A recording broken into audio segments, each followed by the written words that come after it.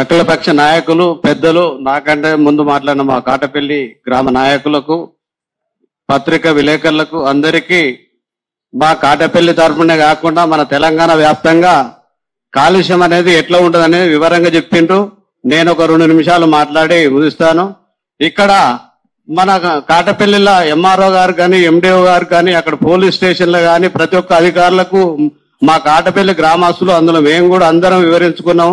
అందులో ఎమ్మెల్యే గారు కూడా వివరించుకున్నాం. ఈ కాలుష్యం ఉండొద్దు, మా ఊరు పచ్చదనం కాటపల్లి పంటలలో అన్నిట్లో నెంబర్ 1 ఉంటది.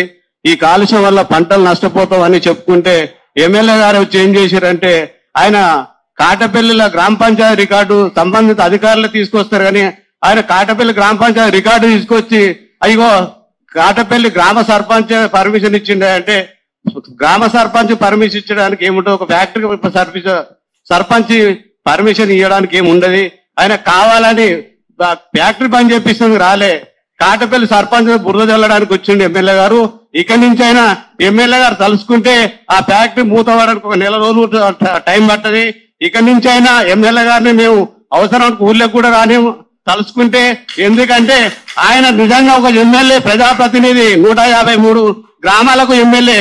ఆ ఎమ్మెల్యే గారు కలెక్టర్ గాని మా జిల్లా ఉమ్మడి జిల్లా నల్లగొండ మంత్రులు గాని వారిని ఎక్కడ కూడా ఒక కాటపల్లె కాదు చాడ గాని మిగతా గ్రామాలకు కూడా తర్వాత పాకుతుంటది. అందరికి క్షరం వస్తుంది. అప్పుడు అన్ని గ్రామాల వాళ్ళు తిరగబడ్డప్పుడు వాళ్ళు గ్రామాలకు కూడా రారు.